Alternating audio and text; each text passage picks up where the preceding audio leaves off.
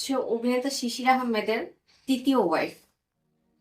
তো আমি আজকে ইকরার ঘটনাটা দেখার পরে আমার কাছে মনে হচ্ছে যে এইসব প্রতারকদের ফেসটা সবার সামনে আনা দরকার। আমি আমিও ইকরার মতো কিছুদিন আগে সুইসাইড করতে গেছি। তো আমি এখন বুঝতেছি যে আমি কত বড় একটা ভুল করছি। এদেরকে আসলে মরে গেলে তো তাদেরকে আরো ছেড়ে দেওয়া হলো। আসলে মরে যাওয়াটা কোনো সলিউশন না। তো আমি বলবো যে এদের প্রত্যেকের চেহারা মানে মিডিয়াতে আসুক। জাহির আলভী থেকে শুরু করে শিশির আহমেদ প্রত্যেকের চেহারা মিডিয়াতে আসুক। এদের উচিত শিক্ষা হোক।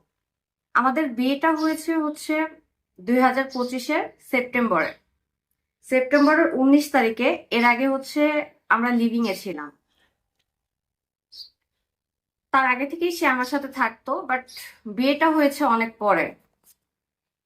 বিয়েটা অনেক পরে হওয়ার পর আসলে বিয়েটা অনেক পরে বলতে আমরা মৌখিক বিয়ে করেছিলাম আগে। পরে হচ্ছে আমাদের ডকুমেন্টারি বিয়েটা হয়। তো ডকুমেন্টারি বিয়েটা হওয়ার পর থেকেই তার আমার উপরে মেন্টাল অ্যান্ড ফিজিক্যাল টর্চারটা শুরু হয়। তার থেকে আমি মানে অনেক রকমের মানে কি বলে সন্দেহজনক অনেক কিছু খুঁজে পাই। তো আমি সেটা খোঁজার ট্রাই করি যে সে কেন এরকম করতেছে, কেন আমার সাথে এগুলো হচ্ছে। যখন আমি এগুলো তাকে জিজ্ঞেস করতে যাই, সে তখন আমার উপর ফিজিক্যাল টর্চার করে।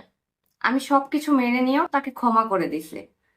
কিন্তু ফেব্রুয়ারির 4 তারিখ থেকে এখন অবধি সে আমার সাথে কোনো রকম কোনো কন্ট্যাক্ট করতেছে না। আমাকে ঠকাইছে। এটা এখন আমি প্রকাশ্যে আনতেছি, কারণ হচ্ছে ইকরার সাথে যা ঘটছে, ইকরা আজকে কেন মারা গেল, কোন পরিস্থিতি থেকে সে মারা গেল, সে কেন মৃত্যুর পথটাই বেছে নিল। সে একটা বারের জন্য তার সন্তানের কথাও ভাবে নাই। একটা মা কখন এই সিচুয়েশনে গেলে এরকম একটা ডিসিশন নিতে পারে। তো সেই জায়গা থেকে আমার এখন প্রতি মুহূর্তে মনে হচ্ছে যে আমিও তো এরকম একটা প্রতারণার শিকার হয়েছি। তো আমার এখন চুপ করে থাকাটা ঠিক হবে না।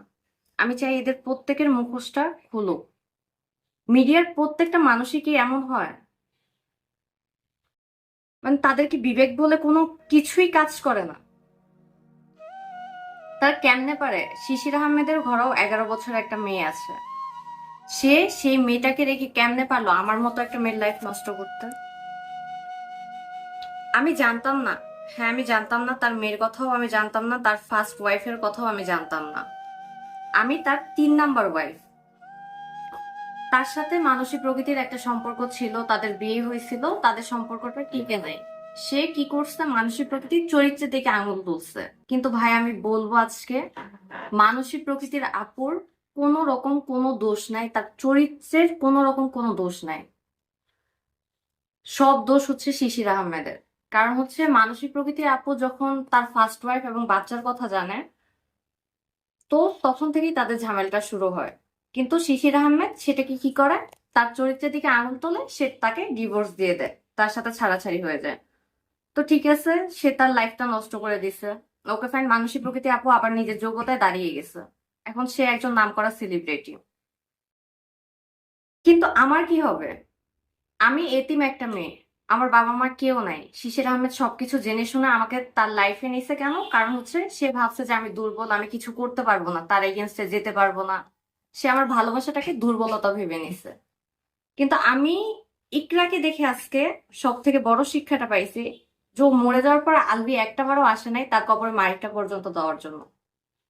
মাটিটা পর্যন্ত যে মানুষ দিতে আসে না, তার মধ্যে কি কাজ করে? তো আমিও তো হসপিটালে ছিলাম। ফেব্রুয়ারির 7 তারিখে আমি লাইভে গিয়ে সুইসাইড অ্যাটেম্প্ট করি। ফেব্রুয়ারির 7 তারিখ থেকে 15 তারিখ অব্দি আমি হসপিটালে অ্যাডমিট ছিলাম। শিশির আহমেদ একবারের জন্য আমাকে দেখতে আসে নাই। সে কিন্তু জানতো আমি সুইসাইড করছি, তাকে জানানো হয়েছে বারবার। আমার ফ্যামিলি রিলেটেড যারা ছিল, তার আমার ফ্রেন্ড সার্কেলে যারা ছিল, সবাই তার সাথে কন্ট্যাক্ট করার ট্রাই করছে যে ভাইয়া দিয়ে এরকম অসুস্থ, ভাইয়া হসপিটালে অ্যাডমিট। ইভেন হসপিটালের ডক্টর পর্যন্ত তাকে ফোন দিছে। ডক্টর পর্যন্ত তাকে ফোন দিয়ে বলছে যে আপনার পেশেন্টের অবস্থা ভালো না, তো গার্ডিয়ানের নাম হিসেবে নাম্বার নাম আপনার দেওয়া, তো আপনি কি আসবেন নাকি আমরা, এর তো পুলিশ কেস, নাকি আমরা পুলিশে করবো, ইনফর্ম করব। তারপরও শিশির আহমেদ বলে কি ঠিক আছে, আমার ভাগ্যে যদি পুলিশ লেখা থাকে বা জেলে যাওয়া থাকে তাহলে আমি সেটাই মেনে নিব, কিন্তু আমার পক্ষে যাওয়া সম্ভব না, আমি ঢাকার বাইরে আছি। বাট সে কিন্তু ঢাকার বাইরে নাই, সে ঢাকাতে থেকেই বলছে ঢাকার বাইরে আছে সে। তো আমি যখন 15 তারিখে এই সবকিছু জানতে পারি, আমার কাছে তখন খারাপ লাগে। তারপর আমি তাকে ক্ষমা করে দিই, আমি চুপ করে থাকি। কিন্তু ইকরার এই ঘটনাটা দেখার পর আমার কাছে মনে হয়েছে যে না, আমার চুপ করে থাকাটা ঠিক হবে না, আমার এখন প্রকাশ্যে আসা দরকার।